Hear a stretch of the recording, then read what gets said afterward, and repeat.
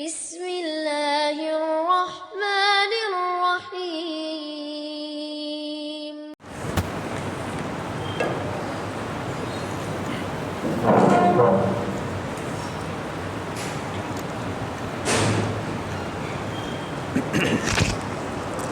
ان الحمد للہ نحمده ونستعینه ونستغفره ونؤمن به ونتوکل علیہ ونعوذ باللہ من شرور انفسنا ومن سیئات اعمالنا من يهده الله فلا مضل له ومن يضلل فلا هادي له اشهد ان لا اله الا الله وحده لا شريك له واشهد ان محمدا عبده ورسوله ارسله بالحق بشيرا ونذيرا وداعيا الى الله باذنه وسراجا منيرا اما بعد فان خير الحديث كتاب الله وخير الهدي هدي محمد صلى الله عليه وسلم وشر الامور محدثاتها وكل محدثة بدعة وكل بدعة ضلالة وكل ضلالة في النار او كما قال عليه الصلاة والسلام۔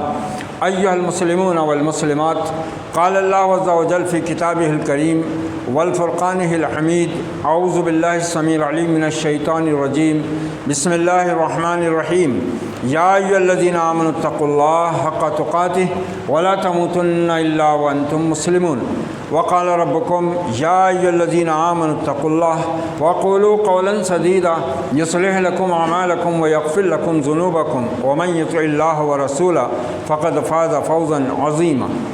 وعن النبي صلى الله عليه وسلم قال: لا يؤمن أحدكم حتى أكون أحب إليه من والده وولده والناس أجمعين، أو كما قال عليه الصلاة والتسليم۔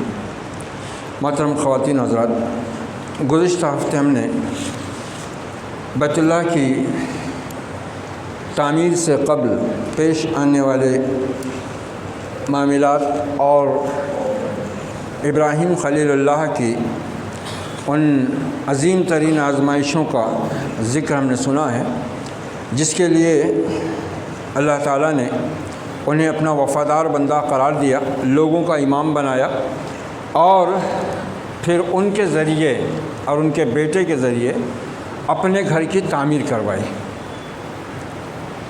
کہ ابراہیم، ہماری عبادت کے لیے تم ایک گھر بناؤ اور اس کو لوگوں کے واسطے، طواف کرنے والوں کے لیے، رکوع کرنے والوں کے لیے، اعتکاف کرنے والوں کے لیے، سجدہ کرنے والوں کے لیے پاک رکھو۔ وَأَذِّن فِي النَّاسِ بِالْحَجِّ، اور لوگوں میں اس کے حج کا اعلان کرو۔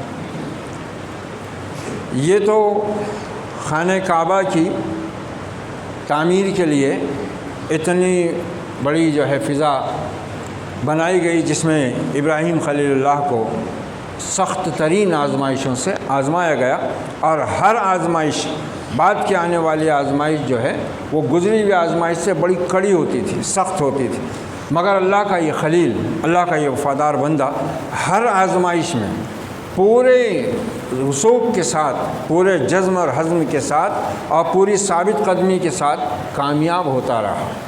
اس کے بعد اللہ نے اعلان کیا: انی جاعلک للناس اماما، میں تجھ کو لوگوں کا امام کرتا ہوں، اور پھر وفاداری کا سرٹیفکیٹ دیا۔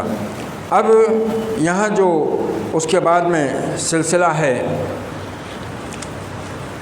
اللہ تعالیٰ اس میں حضرت ابراہیم علیہ السلام کی اس تعمیر کعبہ کا ذکر کر رہا ہے کہ وَإِذْ يَرْفَعُ إِبْرَاهِيمُ الْقَوَاعِدَ مِنَ الْبَيْتِ وَإِسْمَاعِيلُ رَبَّنَا تَقَبَّلْ مِنَّا إِنَّكَ أَنْتَ السَّمِيعُ الْعَلِيمُ، کہ یاد کرو جب ابراہیم اور اسماعیل ہمارے گھر کی بنیادیں اٹھا رہے تھے تو ساتھ ہی دعا کرتے جاتے تھے: ہمارے پروردگار، ہم سے اس خدمت کو قبول فرما، إِنَّكَ أَنْتَ السَّمِيعُ الْعَلِيمُ، کہ تو ہی سنتا اور جانتا ہے۔ اب اس چیز کو سمجھنے کی بھی ضرورت ہے کہ یہ سب جو ہوا، اتنی قربانیاں خلیل اللہ سے لی گئیں، ان کے بیٹے سے لی گئیں، ان کی بیوی سے لی گئیں، لق و دق صحرا کے اندر ایک کمزور عورت اپنے دودھ پیتے بچے کے ساتھ صرف اس واسطے مطمئن ہو کر بیٹھ گئی کہ یہ اس کے شوہر کو اللہ کی طرف سے حکم ملا ہے کہ وہ ہم کو یہاں چھوڑ کر جائے۔ پھر اس نے کوئی وائے ویلا نہیں کیا، کوئی شکوہ شکایت نہیں کی، اپنے بچے کو پیاس سے تڑپ کر مرتے ہوئے اس نے دیکھا، پھر بھی اس کی زبان پر کوئی حرف شکایت نہیں آیا، اور پھر اللہ نے ان کی نیکی، ان کی وفاداری، ان کی اطاعت کا صلہ دیا، ایک ایسا چشمہ جاری کر دیا جو قیامت تک کے آنے والے لوگوں کے لیے شفا بھی ہے، غذا بھی ہے۔ یہ صلہ تھا ان کو ان کی نیکی کا، اور ان کی نیکی کی وجہ سے یہ صلہ ملا پوری دنیا کے مسلمانوں کو۔ یہ زمزم، انہوں نے چشمہ جاری ہونے کی دعا تو نہیں مانگی تھی نا،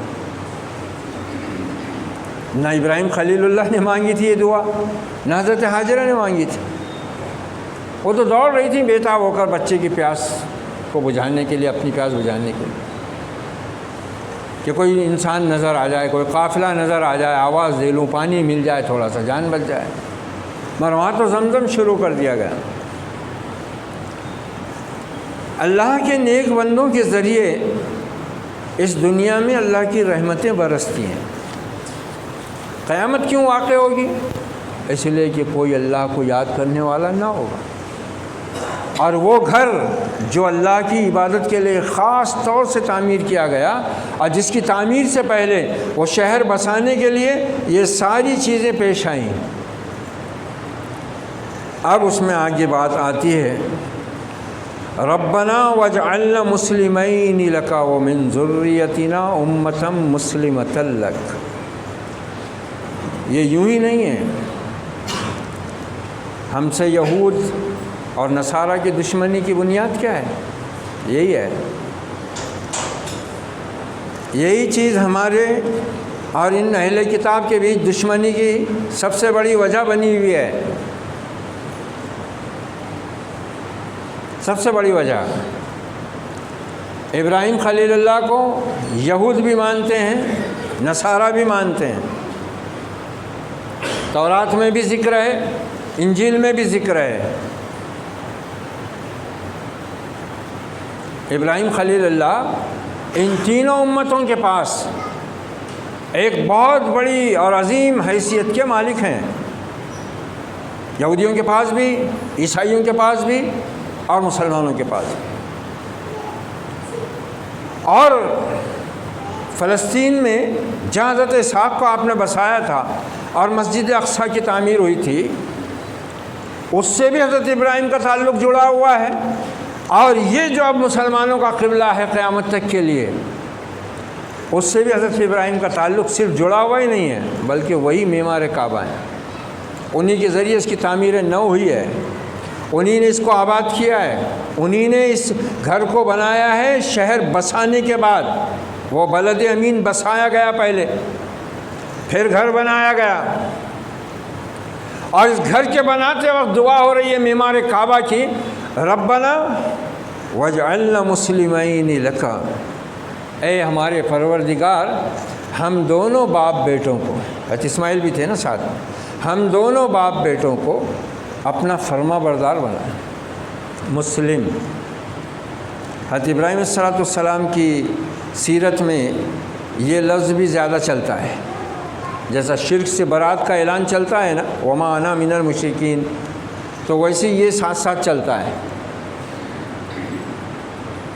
ربنا واجعلنا مسلمین لک، ہم دونوں کو اپنا فرما بردار بنا۔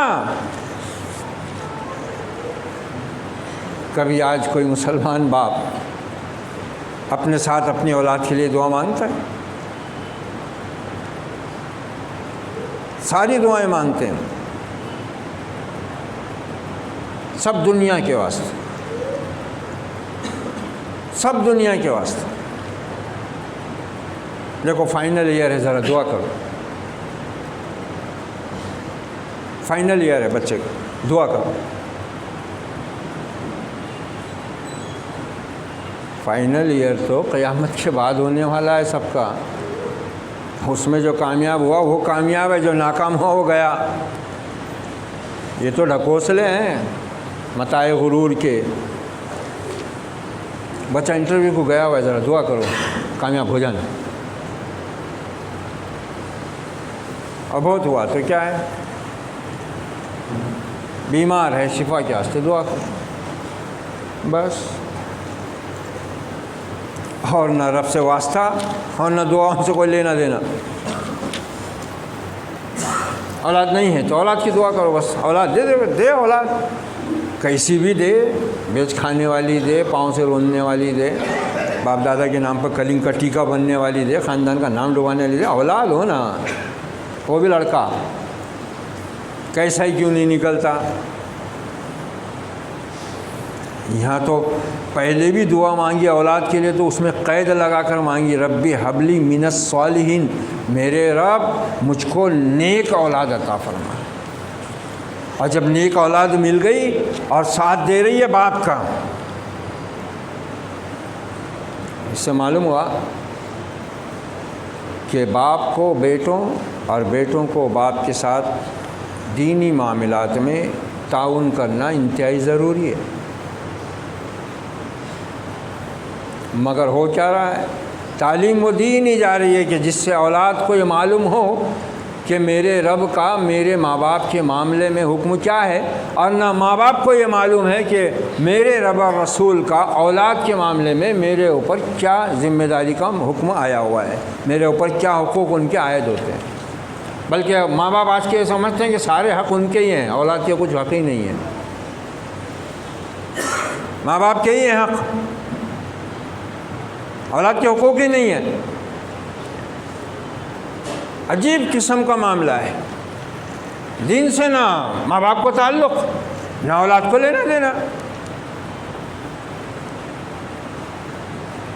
دین کے جو کام ہیں اس میں بھی وہ ایک دوسرے سے کوئی اپنا معاملہ نہیں رکھتے۔ اب نکاح کیا ہے، نکاح عبادت کا معاملہ ہے نا، اس وقت پوچھنا نا کتاب و سنت کے احکام کیا ہیں، نہیں پوچھتا کوئی بھی۔ رشتہ دار آتے ہیں خاندان کے بڑے، ان میں نمازی بھی رہتے، بے نمازی بھی رہتے، جاہل بھی رہتے، تھوڑے بہت پڑھے لکھے بھی رہتے، بس وہی آتے۔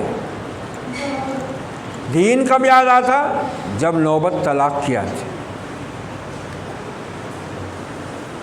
نوبت طلاق کی آتی ہے نا، جب پھر مفتی صاحب، عالم صاحب، مولوی صاحب یاد آتے ہیں۔ دین سے خود غرضی کا تعلق جڑا ہوا ہے۔ الا للہ الدین الخالص کی جو شرط ہے، یاد رکھو، آگاہ رہو، دین پورا کی پورا خالص اللہ کے لیے ہونا، وہ ہی نہیں، وہ ہے ہی نہیں۔ ہر آدمی اپنے گھر میں، اپنی دکان میں، اپنی تعلیم میں، اپنی سیاست میں، اپنی معیشت میں، اپنی تجارت میں اپنے حساب کا دین لے کے چلتا ہے۔ دین اللہ کے لیے خاص نہیں ہے۔ جہاں جس کو اپنا نفع فائدہ، اپنے دل کی خواہش کی تکمیل نظر آئی وہ کرتا، وہ اس کے سلسلے میں اس کو اس کی کوئی پرواہ نہیں کہ یہ شرعی اعتبار سے اس کے لیے درست ہے یا نہیں۔ یہ دین چل رہا ہے ہمارا، جو پسند آگا۔ دوسرے، وَمِن ذُرِّيَّتِنَا أُمَّةً مُسْلِمَةً لَكَ، موجود اولاد کے لیے تو دعا مانگی ہی مانگی، ہم دونوں کو اپنا فرما بردار بنا، اور ہماری اولاد میں سے بھی ایک امت اپنی فرما بردار پیدا کرنا۔ کس قدر ذمہ داری کا احساس رہتا ہے دیکھو۔ اس سے معلوم ہوا کہ ایک مومن کے اوپر لازم ہے اپنے ساتھ اپنی اولاد اور اپنی اور آگے جانے والی نسل کے لیے بھی اپنے رب سے دعا مانگ لے ہو۔ مستقبل کی فکر اس کو کہتے ہیں۔ یہی وہ حکم ہے جو سورہ حشر کے آخری رکوع میں دیا گیا، یا ایھا الذین آمنوا اتقوا اللہ ولتنظر نفس ما قدمت لغد واتقوا اللہ ان اللہ خبیر بما تعملون۔ مومنو، اللہ سے ڈرو اور تم میں سے ہر شخص اس بات کی فکر کرے کہ وہ آنے والے کل کے لیے کیا بھیج رہا ہے۔ یہ وہی چیز ہے۔ یہاں حضرت سیدنا ابراہیم علیہ السلام اپنی دعا میں کس طرح کا صیغہ استعمال کر رہے ہیں؟ وَمِن ذُرِّيَّتِنَا، اور ہماری اولاد میں سے، ہماری اولاد میں سے یعنی میری اولاد. اب حضرت ابراہیم کو تو اولاد ہو ہی گئی تھی، حضرت اسحاق ہوئے، اور میری اولاد کی اولاد میں سے امتم، ایک امت، ایک امت مسلمۃ لک، تیری فرما بردار، تیری فرما بردار ہو، ایسی امت میری اولاد میں سے اٹھانا. اس سے معلوم ہوا کہ بہت اہم چیز ہے. دیکھو یہ جو قرآن واضح کر رہا ہے اور تاریخ واضح کر رہی ہے، کعبۃ اللہ کی تعمیر میں یہ سب پیش آیا، اور پھر اس کے ساتھ اس کا عظیم مقصد کیا کہ اس گھر کے ساتھ اللہ نے ایک امت کی بھی بنیاد رکھی. وہی ہے جس کی دعا حضرت ابراہیم نے مانگی اور وہ قبول ہوئی، اور پوری آب و تاب کے ساتھ قبول ہوئی. محمد الرسول اللہ صلی اللہ علیہ وسلم ہی صرف بشارت اور نوید نہیں ہے، بلکہ یہ امت بھی اسی نوید کا حصہ ہے، اسی بشارت کا حصہ ہے. اتنا اللہ نے ہم کو مقام عطا کیا ہے امتوں میں. ہمارے لیے گھر بنایا گیا، ہمارے لیے اپنے خلیل کی اولاد کے ایک حصے کو وادی غیر ذی زرع میں لا کر بسایا گیا، پھر اس کو بلد امین کا درجہ ملا. وہ بلد حرم ہے، بلد امین ہے. ویسے تو اس کو درجہ وہ اسی وقت سے ہے جب آسمان اور زمین بنے تھے، جیسے گزشتہ بیان کر چکا ہوں میں حدیث کے حوالے سے، مگر اس کی تعمیر نہ ہو اس طرح ہوئی، اور پھر اس امت کی بھی بنیاد رکھی گئی. یہ ہے اصل حسد اور جلن کی وجہ یہود و نصارہ کی ہم سے. وہ سمجھتے تھے کہ ہم انبیاء کی اولاد ہیں، انبیاء کی نسل ہیں، ہم احباء اللہ ہیں، ہم اللہ کے چہیتے ہیں، ہم اولاد ابراہیم ہم ہیں. ابراہیم علیہ السلام کی اولاد نہیں بلکہ انبیاء کی اولاد ہم ہیں، پورے بنی اسرائیل کا سلسلہ ہم ہی سے. اور اللہ نے جس طرح کعبۃ اللہ کو محمد الرسول اللہ کی خواہش اور تمنا کے مطابق 14 سال تقریباً آپ صلی اللہ علیہ وسلم مکہ میں رہتے ہوئے بھی بیت المقدس کی طرف منہ کر کے نماز پڑھتے رہے. اسی کو قبلہ اول کہا جاتا ہے. 14 سال مکہ میں، 13 سال مدینہ منورہ میں بھی تقریباً 1 سال، بعض مفسرین کے مطابق 14 مہینے، بعض کے مطابق 16 مہینے، بہرحال سال سوا سال وہاں مدینہ میں بھی آپ اسی طرف منہ کر کے نماز پڑھتے رہے. اب کتنی بڑی عظمت کو کس طرح سے واضح کیا گیا ہے. اچھا، اصحاب کہف کا جو غار ہے نا آج بھی، وہاں جو مسجد بنی ہوئی ہے پرانی پہلی، اس کا رخ قبلے کا قبلہ اول کی طرف ہے، کیونکہ پہلے وہی قبلہ تھا. اس کے بعد جو نئی مسجد تعمیر ہوئی ہے اس کا رخ کعبۃ اللہ کی طرف. اب یہاں تو حال یہ ہے کہ اللہ رب العزت ارشاد فرما رہا ہے سَيَقُولُ السُّفَهَاءُ مِنَ النَّاسِ مَا وَلَّاهُمْ عَنْ قِبْلَتِهِمُ الَّتِي كَانُوا عَلَيْهَا. احمق کہیں گے اے پیغمبر کہ اچانک یہ قبلہ کیوں ان کا بدل گیا؟ ابھی تک تو ہمارے ہی قبلے کی طرف منہ کر کے نماز پڑھ رہے تھے، اب اچانک کیا ہو گیا؟ سَيَقُولُ السُّفَهَاءُ، احمق کہیں گے. احمق، اور احمق کون ہوتے بتاتا ہوں اب اس کی پیچھے کی آیت میں. اور کہ قُلْ لِلَّهِ الْمَشْرِقُ وَالْمَغْرِبُ، پہلی وجہ تو اللہ نے بیان کی کہ مشرق ہو یا مغرب اللہ کے ہیں، اللہ جس طرف چاہے منہ کر کر نماز پڑھنے کا حکم دے. اب کیوں کیا گیا منہ؟ اللہ نے فرمایا کہ قَدْ نَرَى تَقَلُّبَ وَجْهِكَ فِي السَّمَاءِ، اے پیغمبر ہم تیرے منہ کا بار بار آسمان کی طرف اٹھنا دیکھ رہے ہیں، اور تیرے دل میں کیا ہم جانتے ہیں، تیرے دل میں کیا ہے ہم جانتے ہیں۔ اور پھر عین نماز کے دوران جبرائیل امین نازل ہوئے اور حکم ملا کہ فولی وجہک فلنولینک قبلۃ ترضاها، ہم کر دیتے ہیں اس قبلے کی طرف تمہارا رخ جو تم چاہتے ہو، فولی وجہک شطر المسجد الحرام، تو مسجد حرام کی طرف اپنا منہ پھیر لو، مسجد قبلتین بن گئی۔ بالکل مخالف ہے، مسجد قبلتین میں جدھر سے داخل ہوتے ہیں وہ پہلے قبلے کا رخ تھا، اب ادھر ہے مسجد قبلتین، دو قبلوں والی مسجد۔ یہ ہونے کے بعد تو یہود میں ایسی نفرت کی آگ بھڑکی نا کہ ہمارا قبلہ بھی ختم۔ ایک تو نبوت اور رسالت ہم میں چلتی رہی آج تک، اب آخری نبی آیا تو بنو اسماعیل میں، اور اوپر سے ہمارا قبلہ بھی ختم کر دیا گیا۔ یہی وہ جلن ہے، یہی وہ حسد ہے جو وہ آج تک شیطان کی طرح نبھاتے آ رہے ہیں۔ جس طرح شیطان نے چیلنج دیا تھا نا حسد کے مارے، وہی حسد ان کو بھی لے ڈوبا۔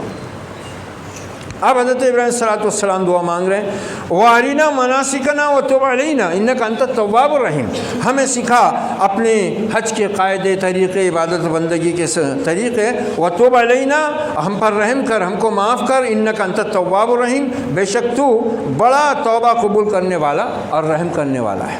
اب آ رہی وہ آیت جو دعا ہے سیدنا ابراہیم علیہ السلام کی، اور یہ قرآن مجید میں 4 بار آئی ہے، سورہ بقرہ میں 2 بار، آیت 129، آیت 151، پھر سورہ آل عمران میں آیت 164، پھر سورہ جمعہ میں آیت نمبر 2، ربنا وابعث فیہم رسولا منہم یتلو علیہم آیاتک ویعلمہم الکتاب والحکمہ ویزکیہم۔ یہ دعا بہت اہم ہے، دیکھو 4 بار دہرایا اللہ تعالیٰ نے اس دعا کو، 4 بار، سورہ بقرہ میں 2 بار، سورہ آل عمران میں 1 بار، سورہ جمعہ میں 1 بار۔ صرف سورہ آل عمران میں ضمیر بدلی ہوئی ہے، وہاں ہم کی جگہ کم ہے، لقد من اللہ اذ بعث فیہم رسولا منہم یتلو علیکم آیاتک ویعلمکم ویزکیکم، یہ اس طرح سے ضمیر صرف بدلی ہوئی ہے، باقی مفہوم وہی ہے۔ دعا کیا ہے؟ ربنا وابعث فیہم رسولا منہم، اے میرے پروردگار اپنی اولاد کے ایک حصے کو تیرے محترم گھر کے پاس بسایا، اس بلد امین میں بسایا، تیرے حکم سے اس گھر کی تعمیر کر دی، اب تو لوگوں کے دلوں کو ان کی طرف پھیر دے، ان کو پھلوں سے رزق دے، کہ یہاں کھیتی تو ہوتی نہیں اور ہو بھی سکتی نہیں، تو ان کے دلوں کو، لوگوں کے دلوں کو ان کی طرف مائل کر، اور پھر ان کو پھلوں سے رزق دے کہ تیرے شکر گزار بنے۔ جو کوئی تجھ پر ایمان لائے، گزشتہ ہم نے سنے تھے حضرت ابراہیم نے دعا میں کیا بولے تھے کہ جو میری اتباع کرے وہ میرا، جو میری نافرمانی کرے تو بخشنے والا مہربان ہے۔ یہاں پر کیا فرمان ہے حضرت ابراہیم السلام؟ وَإِذْ قَالَ إِبْرَاهِيمُ رَبِّ اجْعَلْ هَٰذَا بَلَدًا آمِنًا وَارْزُقْ أَهْلَهُ مِنَ الثَّمَرَاتِ مَنْ آمَنَ مِنْهُمْ بِاللَّهِ وَالْيَوْمِ الْآخِرِ۔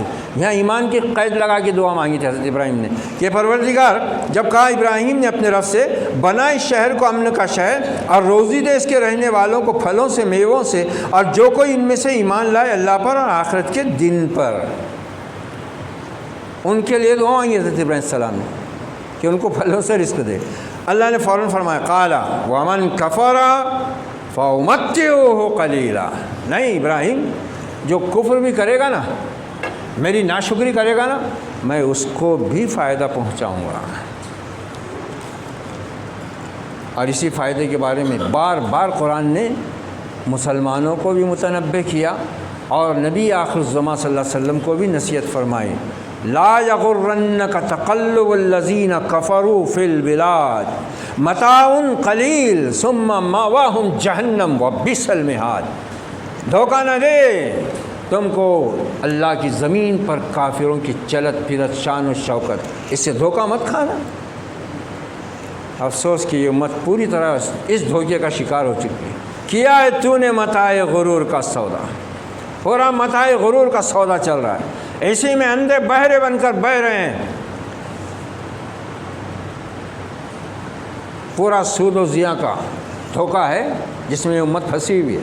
اور آپ نے فرمایا بھی تھا کہ لکل امت فتنہ و فتنۃ امتی المال، الترمذی، ہر امت کا کوئی نہ کوئی فتنہ ہوتا ہے خاص، میری امت کا خاص فتنہ مال ہے۔ اسی لیے مال زر پرست لوگوں پر لعنت بھیجی گئی۔ لعن عبد الدینار و عبد الدراہم، دینار اور درہم کا بندہ خدا کی رحمت سے دور، ملعون۔ بار بار چونکایا قرآن نے، نبی عربی صلی اللہ علیہ وسلم نے اپنی سیرت سے، اپنی شریعت سے، اپنے قول سے، اپنے عمل سے اپنی امت کو اس دنیا کی حقیقت سمجھائی ہے، اور صحابہ اکرام اس پر ثابت قدم رہے ہیں اور انہوں نے ثابت کیا ہے۔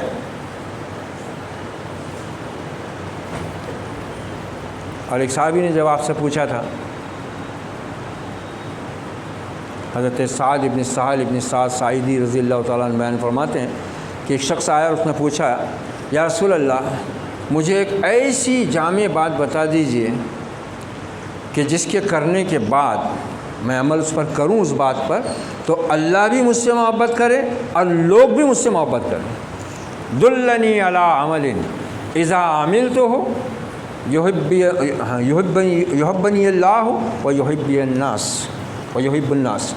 اے اللہ کے رسول، ایک ایسا عمل بتائیے کہ جس پر عمل کرنے سے اللہ بھی مجھ سے محبت کرنے لگ جائے اور لوگ بھی مجھ سے محبت کرنے لگ جائیں۔ کیا بہترین سوال تھا صحابی کا۔ ہم نہیں کرتے ایسے سوال، ہم تو سوال کیسے کرتے ہیں، وہ ایسا کرے تو ہوتا کیا، یہ ایسا ہوا تو ہوتا کیا۔ نہیں، ہم نے سنے تو پوچھے، بس اس میں ہی مسجدوں میں، مدرسوں میں، جماعتوں میں مرد کہیں بھی نہیں ہے، سب جگہ دیورانی جٹھانی بیٹھی ہوئی ہے،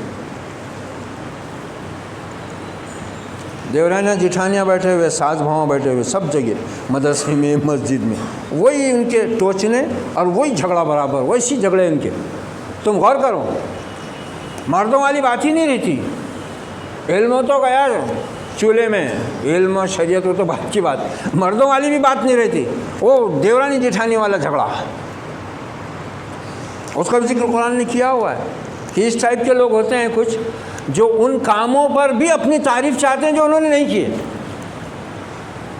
قرآن کہہ رہا ہے ایسے لوگ رہتے۔ تم غور کرو سب معاملات میں، تم کو وہی نظر آئے گا، دیورانی جٹھانی والا جھگڑا، نند بھاوج والا یا ساس بہو والا، مردانہ بات ہی نہیں رہتی۔ تو نے بولا، میں نے بولا، میں نے کیا، تو نے کیا، تو نے کیا کیا، میں نے کیا، میں نے کیا، میں نے تھوڑی کیا، تو نے کیا، تو نے بولا تھا، بس یہ ایسی۔ اب کچھ کا تو کام ہی اتنا رہتا، وہ تو جمعہ کے خطبے میں بھی آتے نا تو وہ ان کی نیت ہی صحیح نہیں رہتی، سوچ ہی صحیح نہیں رہتی، وہ کچھ اور ہی سننے، سمجھنے، دیکھنے کو آتے ہو۔ اللہ انہی کو ہدایت دیتا ہے جو ہدایت پانا چاہتے ہیں، جس کی جیسی سوچ ہوگی اللہ تعالیٰ اس کے لیے ویسے ہی راستہ آسان کرتا ہے۔ دونوں راستے اس نے کھولے ہوئے ہیں نا، اور دونوں راستوں پر چلنے کی توفیق بھی اسی سے ملتی ہے۔ اِنَّا ہَدَيْنَاهُ السَّبِيلَ إِمَّا شَاكِرًا وَإِمَّا كَفُورًا۔ اب یہاں دیکھو کہ دعا کتنی عظمت کے ساتھ مانگی گئی ہے، کتنے عظیم جذبے کے ساتھ مانگی گئی ہے، کتنے عظیم الفاظ ہیں، کتنا عظیم مقصد بیان کیا گیا ہے۔ اے میرے رب، اے ہمارے پروردگار، بھیج ان میں سے، کن میں سے؟ یہ جن کو میں نے تیرے گھر کے پاس بسایا ہے ان میں سے، بھیج ان میں سے، اور ان میں سے جو بھی ایمان لائے تجھ پر اور آخر دین پر ان کو رزق دے۔ اللہ نے بولا کوئی بات نہیں، کفر کرنے والے کو بھی دوں گا، مگر اس کو گھسیٹوں گا میں پھر بدترین عذاب کی طرف۔ اور اللہ کے رسول نے اسی دعا کی طرف امت کو بار بار متوجہ کیا ہے مختلف احادیث کے اندر، اپنے قول سے، اپنے عمل سے، کہ اللہ کا دیا ہوا رزق جو ہوتا ہے وہ دنیا میں کافر کو بھی ملتا ہے، مومن کو بھی ملتا ہے، لیکن آخرت میں رزق صرف مومن کو ملے گا، کافر کے لیے حرام ہوگا۔ رزق تو بہت دور کی بات ہے، ان کو تو پانی کا قطرہ بھی نصیب نہیں ہوگا۔ سورہ اعراف میں تو باقاعدہ بات چیت سنائی گئی ہے ابھی سے کہ کل جو بات چیت ہونے والی ہے حساب کتاب کے بعد، اس کی بات چیت کو آج قرآن نے بیان کر دیا ہوا ہے کہ کیا بات چیت ہوں گی وہ جہنمیوں میں اور وہ اعراف والوں میں۔ اور پھر جنتیوں اور دوزخیوں میں بھی بہت سے مکالمے ہیں جو قرآن نے بیان کیا مختلف صورتوں میں۔ کل آنے والا جو کچھ ہے وہ آج بیان کر رہا ہے قرآن۔ پھر حضرت ابراہیم کی دعا میں دیکھو الفاظ کیسے استعمال ہوئے ہیں، مقصد آدمی کا مقصد صحیح ہو، نیت صحیح ہو تو پھر اللہ تعالیٰ اس سے دعائیں بھی ویسی ہی نکلواتا ہے، قبول بھی وہی کرتا ہے، دعائیں کرنے کی توفیق بھی وہی بخشتا ہے۔ ربنا وبعث فیہم رسولا منہم، اے میرے رب یہ میری جو اولاد یہاں بسی ہے نا، جس کو میں نے تیرے گھر کے پاس بسایا ہے کہ تیرے یاد کے لیے نماز قائم کریں، تو ان کو پھلوں سے رزق دے، لوگوں کے دلوں کو ان کی طرف مائل کر، اور ان میں سے بھیج ایک رسول، رسولا منہم، انہی میں سے ایک رسول بھیج، یتلو علیہم آیاتک، جو پڑھے ان پر تیری آیات، وَيُعَلِّمُهُمُ الْكِتَابَ وَالْحِكْمَةَ، اور ان کو سکھائے، تعلیم دے کتاب کی اور عقل مندی کی، حکمت کی، دانائی کی۔ امام شافعی رحمۃ اللہ علیہ اس آیت میں حکمہ کے معنی بیان کرتے ہیں حدیث، اور آیات کے معنی قرآن۔ وَيُزَكِّيهِمْ، اور ان کو پاک کرے، اِنَّكَ أَنْتَ الْعَزِيزُ الْحَكِيمُ، بے شک تو اللہ پر یقین کے ساتھ دعا کیسی ہوتی معلوم ہے؟ یہ صفتیں کیوں آئی ہیں معلوم؟ اب حضرت ابراہیم یہ دعا کے بعد کیا بول رہے ہیں؟ اِنَّكَ أَنْتَ الْعَزِيزُ الْحَكِيمُ، تو غالب بھی ہے، حکمت والا بھی ہے۔ یعنی میں یہ نہیں بولتا نام لے کے کہ میرے بعد کس کو نبی بنانے کا، رسول بنانے کا ہے، میں یہ نہیں بولتا، کیونکہ وہ علم تیرے پاس، وہ حکمت دانائی تیرے پاس ہے، اور پھر ان میں سے رسول اٹھا کر ان کو تو ایمان کی اور دین کی ہدایت کی توفیق دے، تو پھر تو غالب ہے نا ہر چیز پہ، تو ہی غالب ہے، میرا کیا ہے، میں تو چلا جاؤں گا دنیا سے، تو یہ غالب رہنے والا ہے، تو یہ حکمت والا ہے۔ ایسا رسول بھیج ان میں سے جو ان کو تیری آیات بھی پڑھ کر سنائے، ان کے نفوس کا تزکیہ کرے، ان کو علم اور حکمت اور دانائی سے لبریز کرے۔ اب دیکھو اس کے بعد اللہ تعالیٰ کیا فرما رہا ہے، یہاں ہے ہماری حماقت یہود کی طرح، وَمَن يَرْغَبُ عَن مِّلَّةِ إِبْرَاهِيمَ إِلَّا مَن سَفِيهَ نَفْسَهُ، یہود نصارہ کہتے تھے ہم اولاد ابراہیم، ہمارا دین دین ابراہیم۔ یہ مشرکین مکہ، کعبے کے متولی، اسماعیل ذبیح اللہ کی نسل، ابراہیم خلیل اللہ سے جو براہ راست چلی آ رہی ہے اس نسل کے، مگر حال یہ ہے کہ جس دین کو دین ابراہیمی کہتے ہیں وہاں سوائے بت پرستی، اوہام پرستی اور فسق و فجور کے کچھ بھی باقی نہیں بچا۔ ایک رب کی عبادت کے لیے بنائے جانے والا گھر 360 بتوں کی گندگی سے ناپاک کیا ہوا ہے، اور اس سے زیادہ ناپاک اس کے رہنے والے، فسق و فجور میں ڈوبے ہوئے، علم نام کی کسی چیز سے آشنا نہیں۔ اس کو کہاں واضح کیا اللہ نے؟ سورہ جمعہ کی آیت میں، هو الذی بعث فی الامیین رسولا منہم یتلو علیہم آیاتہ ویزکیہم ویعلمہم الکتاب والحکمہ وان کانوا من قبل لفی ضلال مبین۔ پہلے اللہ تعالیٰ کی عظمت بیان کی گئی اس میں سورہ جمعہ کے اندر یسبح للہ ما فی السماوات و ما فی الارض الملک القدوس العزیز الحکیم، دیکھو وہاں بھی ان دو صفتوں کا استعمال ہوا ہے جو حضرت ابراہیم السلام نے بیان کی۔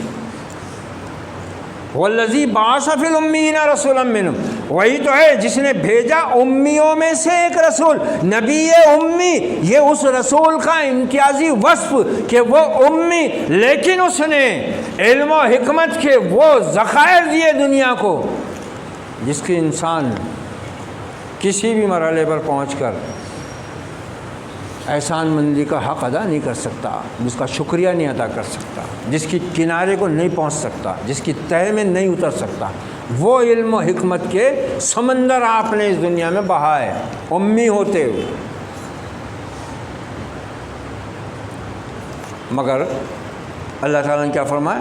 وَمَن يَرْغَبُ عَن مِّلَّةِ إِبْرَاهِيمَ إِلَّا مَن صَفِيَ نَفْسَهُ، اب ابراہیم کے طریقے سے وہی منہ پھیرے گا، منہ موڑے گا جو احمق ہوگا۔ صفی، وہاں صفا جمع آئی تھی، دوسرا پارہ جہاں شروع ہو رہا ہے، صفا انہی کو کہا، اہل کتاب کو، خاص طور سے یہود کو جو قبلے کی تبدیلی پر فتنہ اٹھائے ہوئے تھے۔ اب یہاں اللہ تعالیٰ کہہ رہا ہے کہ اے مشرکین مکہ، اے اہل عرب، تم احمق ہو۔ ابراہیم ہمارا خلیل، ہمارا وفادار، مشرکوں میں سے نہیں تھا، اس نے تو ہمارے حکم پر یہ گھر تعمیر کیا تھا، اس شہر کو بسایا تھا کہ لوگ صرف اپنے ایک اکیلے رب کی عبادت کریں اور اس کا شکر بجا لائیں، اور اسی کے گھر کی اس برکت سے اور اس گھر کے معمار کی دعا کی برکت سے تمہیں چاروں طرف سے رزق بہم پہنچایا جا رہا ہے۔ اس وادی غیر ذی زرع میں جہاں انسان کے جینے کے کوئی سامان نہیں ہے، اس میں تمہاری زندگی کا سامان فراہم کیا، جس کا ذکر سورہ قریش میں خاص طور سے اہل قریش کو یاد دلایا گیا۔ وَمَن يَرْغَبُ عَن مِّلَّةِ إِبْرَاهِيمَ إِلَّا مَن صَفِيَ نَفْسَهُ، یہ امت ابراہیم خلیل اللہ کی دعا کا نتیجہ، اس امت کا نبی، اس امت کا رسول، دعائے ابراہیم، دعائے خلیل، نبی مسیحا کا نتیجہ، تو پھر یہ امت آج ابراہیم علیہ السلام کے طریقے پر کہاں کاربن ہے؟ کیا یہود و نصارہ کی طرح ہم بھی یہ سمجھ بیٹھے ہیں کہ خالی نام سے نسبت ہی ہماری کافی ہے؟ تھا ابراہیم پدر اور پسر آزر ہیں؟ کیا تھا حضرت ابراہیم السلام کا معاملہ؟ کیا تھا ان کا طریقہ جس کے بارے میں اللہ فرما رہا ہے کہ ابراہیم کے طریقے سے ہٹنے والا احمق ہے؟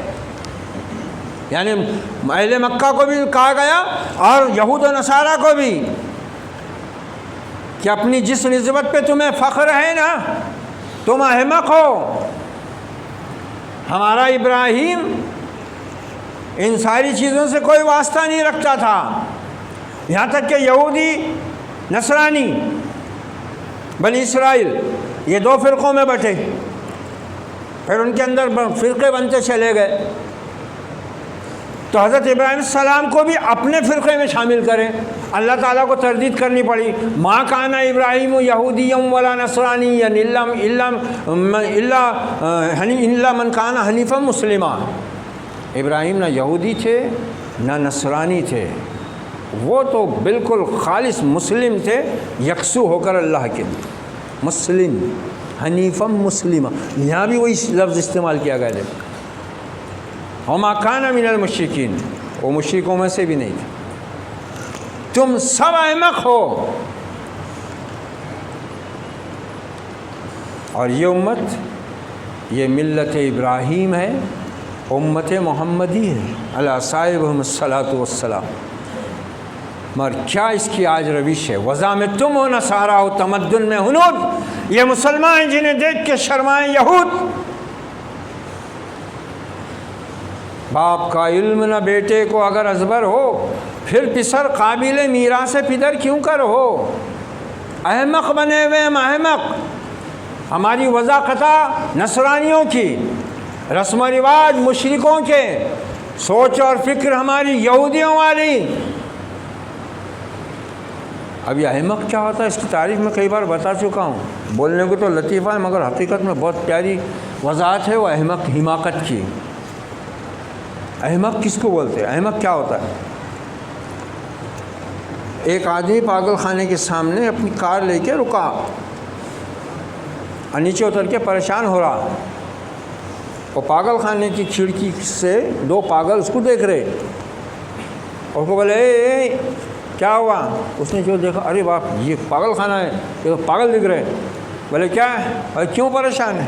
ارے تو تم پاگل، میرا کیا مسئلہ حل کرنے آتا؟ ارے بتا دو صحیح۔ ارے بولے میری گاڑی کے، میری فور ویلر جلدی سمجھ میں آتی، فور ویلر کے ایک پہیے کے پورے نٹ نکل گئے جو ایکسل کو پکڑ کر رکھتے ہیں ڈسک کے اندر، وہ پورے نکل گئے۔ بولے اب گاڑی تھوڑی دور بھی جا نہیں سکتی، پہیہ نکل کے بھاگ جائیں گا۔ تو بولے اس میں پریشان ہونے کیا بات ہے؟ بولے پھر آگے شہر ہے نا، چلے جا۔ اچھا وہی تو بول رہا ہوں، بولے جا نہیں سکتا۔ ارے تو بولے 3 چکے ہیں، 3 پہیے ہیں، اس میں سے ایک نٹ نکال کے 3 لگا دے، وہاں تک گاڑی آرام سے چل۔ ارے یار تم پاگل کیسے ہو؟ بولے ابے ہم پاگل ہیں۔ بولے احمق نہیں ہے۔ بولے یہ دیکھو بالکل صحیح بیٹھتی ہے تعریف مسلمانوں کے اوپر۔ کار ہے ان کے پاس، سب ہے، مگر احمق۔ پورا دین محفوظ، دین مکمل، دین موجود، مگر احمق کہاں جا رہے ہیں؟ حماقت کیسی ہے ان کی؟ فرقے، مسلکیں، جماعتیں۔ اچھا وہ جو جماعت میں ہیں، جو فرقے میں ہیں، اس کی بھی پہچان نہیں ہے ان کو، بس وہ بھیڑوں کی طرح ڈھکیل دیا کسی نے، چلے گئے ریوڑ میں۔ ہم یہ جماعت میں ہے تو یہ جماعت کیا ہے، اس کا مقصد کیا ہے، یہ کیوں بنائی گئی، کسی نے بنائی، اور اس میں ہم اگر جائیں گے تو ہم کو کرنا کیا ہے؟ یہ اس سے کوئی لینا دینا نہیں ہے، بس ایک راو ہے، احمق ہے، ادھر بھی جاتا احمق، کچھ بھی کرتا۔ دین موجود ہے، ایک رب، ایک قبلہ، ایک نبی، ایک کتاب، ایک دین، ایک مقصد حیات۔ پھر حماقت دیکھو کتنی مسلکوں، کتنے فرقوں میں، کتنی جماعتوں میں بٹی ہوئی ہے یہ ملت ابراہیم۔ وَمَن يَرْغَبُ عَن مِّلَّةِ إِبْرَاهِيمَ إِلَّا مَن سَفِهَ نَفْسَهُ، ابراہیم کے طریقے سے ہٹنے والے یہ احمق ہیں۔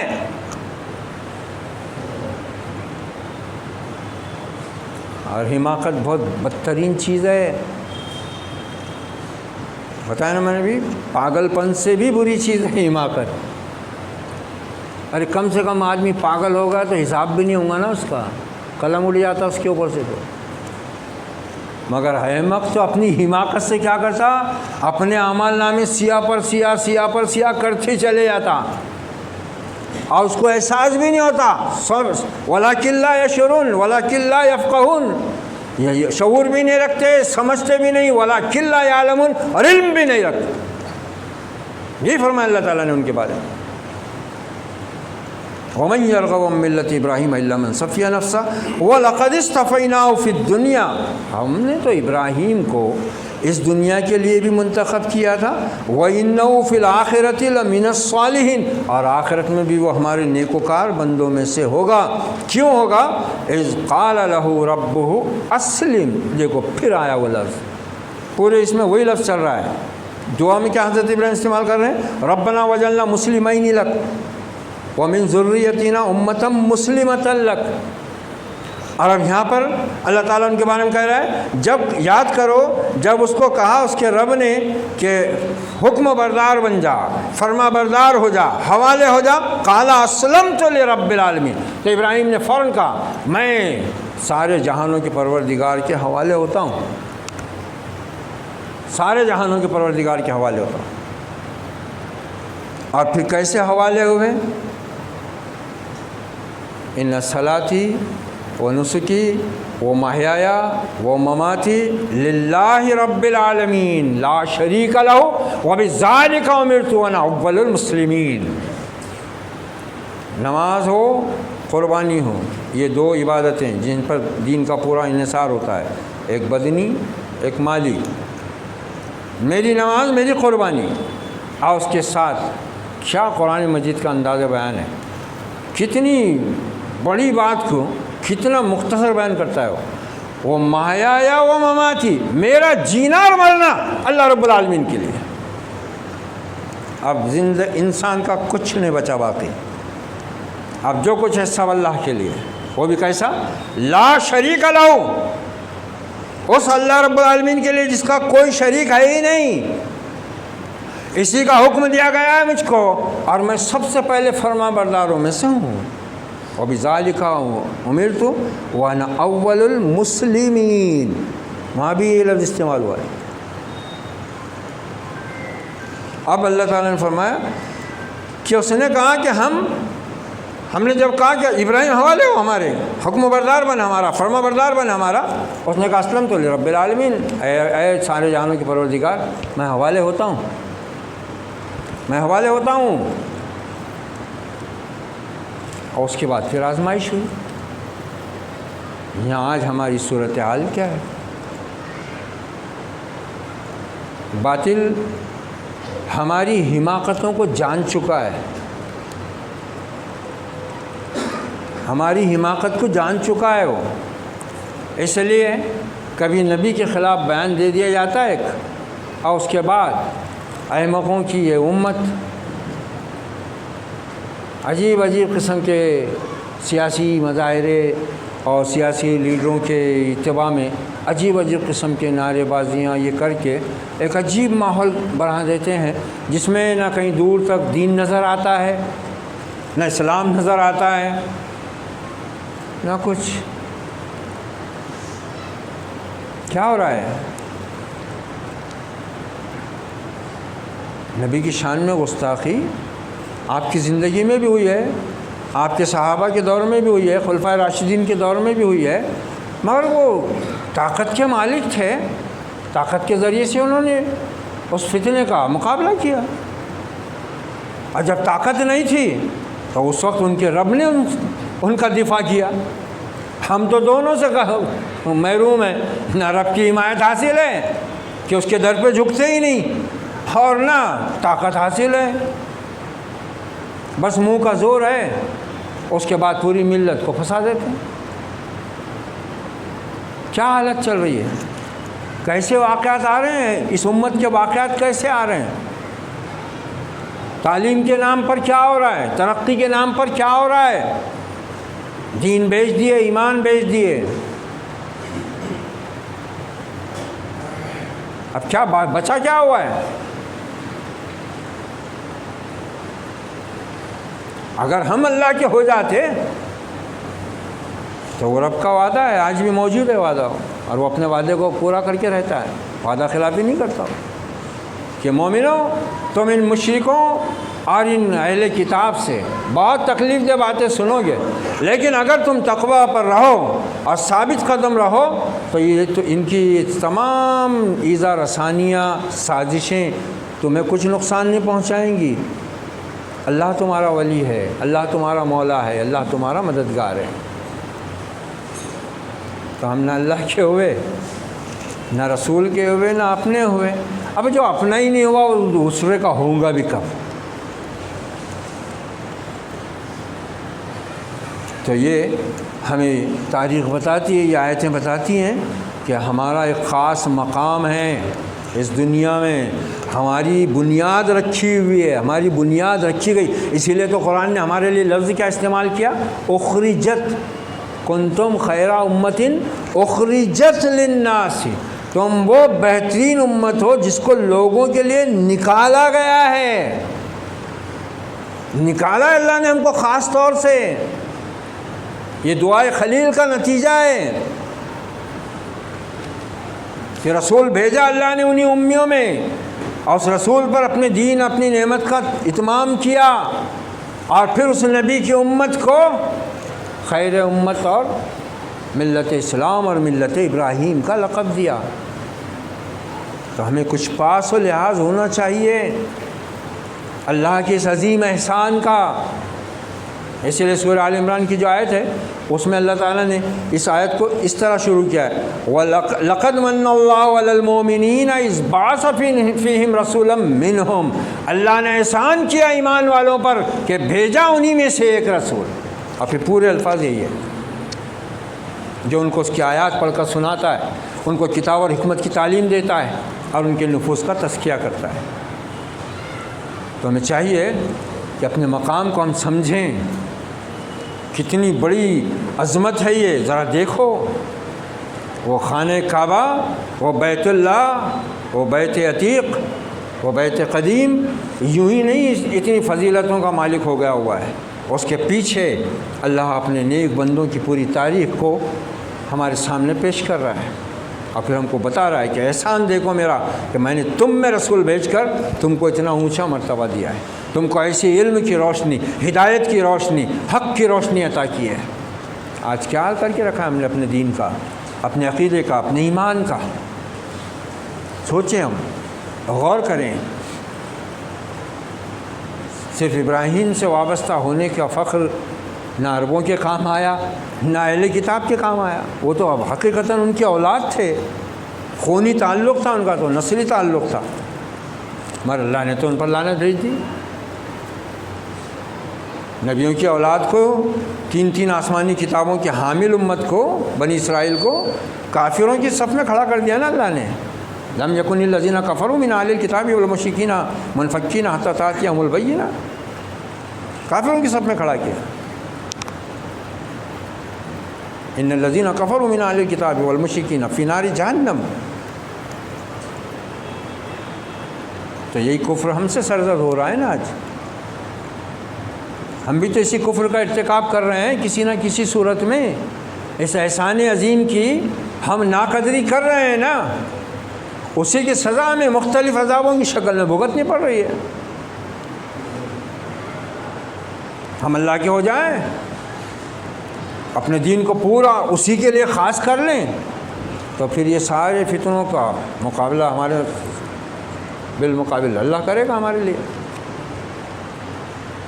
دعائیں سکھائی ہے اللہ تعالیٰ نے، دعا سکھائی ہے نبیوں کو اور نبیوں کے ذریعے ان کی امتوں کو، یہی تو دعائیں سکھائی گئی ہیں کہ اے رب ہم کو اپنے اور ہمارے دشمنوں کے اوپر فتح عطا کر۔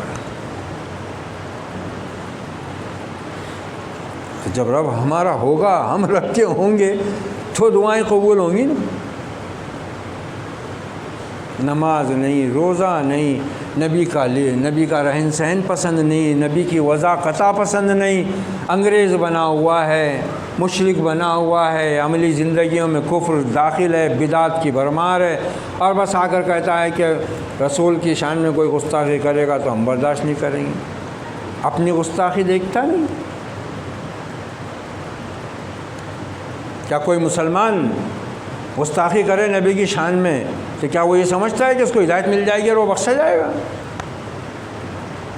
مگر یہ تو مانتے ہی نہیں نا کہ ہم کیسا گستاخی کریں گے، ہم تو رسول کے ماننے والے ہیں۔ ارے یہ گستاخی نہیں تو کیا ہے؟ روز صبح تو نبی کی سنت کو صاف کرتا، روز 5 وقت کی نماز کو رد کرتا۔ نبی نے فرمایا کہ پڑوسی کا حق ادا کرو، پڑوسیوں کو ہم سے تکلیف۔ نبی نے فرمایا کہ اپنی بیویوں کے ساتھ، اپنے ماں باپ کے ساتھ، اپنے بہن بھائیوں کے ساتھ ایسے ہی حسن سلوک کرو جیسا میں اپنے گھر والوں کے ساتھ کرتا ہوں۔ خیرکم خیرکم لأہلی وانا خیرکم لأہلی۔ کہاں کس چیز پہ ہم کو نبی کی کس سنت سے ایسا پیار ہے، عشق ہے کہ ہم اس پر عمل کرنے کے لیے تیار ہیں 24 گھنٹے؟ نہیں۔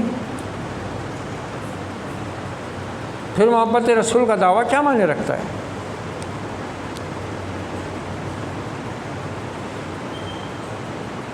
محبت رسول کا دعویٰ کیا معنی رکھتا ہے؟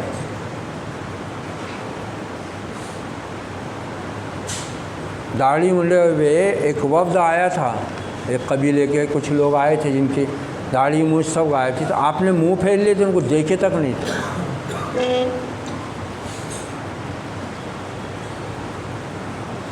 اور یہاں داڑھی منڈا ہوا، مونچھ بھی صاف، داڑھی بھی صاف، وہ بول رہا جان دے دیں گے مگر نبی کی شان میں گستاخی برداشت نہیں کریں گے، سب سے پہلے تیری گردن مار۔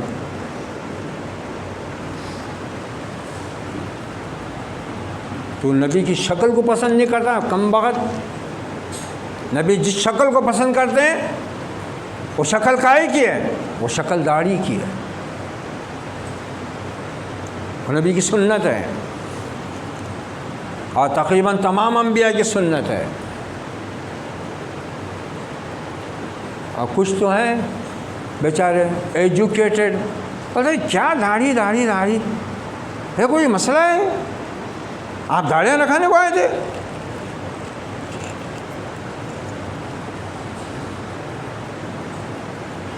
تو پھر کیا کرنا بھائی؟ وہ کوئی اہم چیز نہیں ہے۔ داڑھی رکھ کے بھی لوگ جھوٹ بول رہے، چوریاں کر رہے، تو پھر اس میں داڑھی کا کیا قصور ہے بھائی؟ وہ تو نماز پڑھنے والے بھی ڈنڈیاں مار رہے، چوریاں کر رہے، جھوٹ بول رہے، حج کرنے والے بھی کر رہے، بلکہ ہوش سے حج کرنے والے تو حج کر کے آنے کے بعد 100 روپے پہ 6 روپے لے رہے تھے، تو حج کے آنے کے بعد میں 8 روپے لینے لگ جاتے ہو تو سود کے، کیوں تو آپ تو پورا وائٹ ہی کر کے آ گئے نا۔ تو اس میں دین اور دین کے احکام، عقیدہ اور اس کے اصولوں کا کیا لینا دینا؟ تو اس کو سان پر چڑھاتے ہیں، اس کو ہدف بناتے ہیں۔ یہ ہے ہماری مکاری، ادھر حماقت ایسی، ادھر مکاری ایسی، یعنی یہودیت اور نصرانیت سر چڑھ کے بول رہی ہے، اور شاید نبی کی وہ بات ہم پر صادق ہو رہی ہے۔ اللہ حفاظت فرمائے کہ تم گمراہی میں یہود اور نصارہ سے بھی ایک ہاتھ آگے بڑھ کے رہو گے، بڑے ہوئے ہیں۔ تو ہمیں سوچنے کی ضرورت ہے، یہ ایسی ہی نہیں ہے قبلے کی طرف منہ کر کے سجدے میں سر جھکا دینا، ایسے ہی ہم ملت اسلام امت محمدی نہیں ہو گئے، خیر امت نہیں ہو گئے۔ یہ پورا اس کے لیے قرآن مجید نے ہمارے سامنے تاریخ کا خلاصہ پیش کیا ہے کہ تم نکالے گئے ہو اور اللہ کی عبادت کے لیے گھر بنایا گیا ہے، اور اس کی تعمیر کرنے والے یہ ہیں، اور پھر ان کی دعا یہ تھی جس کے نتیجے میں تم اپنے نبی کی امت بنے ہو۔ اللہ تعالیٰ سے دعا ہے بس کہ اللہ رب العزت ہمیں اپنے اس عظیم ترین احسان کی قدر شناسی اور اس کے تعارف کی توفیق عطا فرمائے، اپنی کتاب ہدایت کی روشنی میں، اپنے نبی رحمت کی احادیث صحیحہ کی روشنی میں، اور اپنی نیک بندوں کی لکھی ہوئی تاریخ کی کتابوں کی روشنی میں اللہ تعالیٰ ہمیں اس دور کے ہر فتنے سے اپنے حفظ و امان میں رکھے، اور ہمیں شرعی اعتبار سے جو چیز ہمارے لیے لازمی، ضروری اور ہمارے دین اور ایمان اور عقیدے کی حفاظت کا ذریعہ ہے، اللہ تعالیٰ ہمیں اس کا علم عطا کرے، اس کی آشنائی عطا کرے، اس سے آگہی عطا کرے، اور جو چیزیں ہمیں اس شریعت مطہرہ، اس دین کامل سے دور لے جانے والی، اس سے غفلت میں ڈالنے والی ہیں، ان تمام بدترین گمراہیوں اور فتنوں سے اللہ رب العزت ہماری حفاظت فرمائے۔ اقول قولی ھذا واستغفر اللہ لی ولکم ولسائر المسلمین فاستغفروہ انہ هو التواب الرحیم ورب کریم، وصلی اللہ علی النبی وعلی آلہ واصحابہ اجمعین، والعاقبۃ للمتقین، والسلام علیکم ورحمۃ اللہ وبرکاتہ۔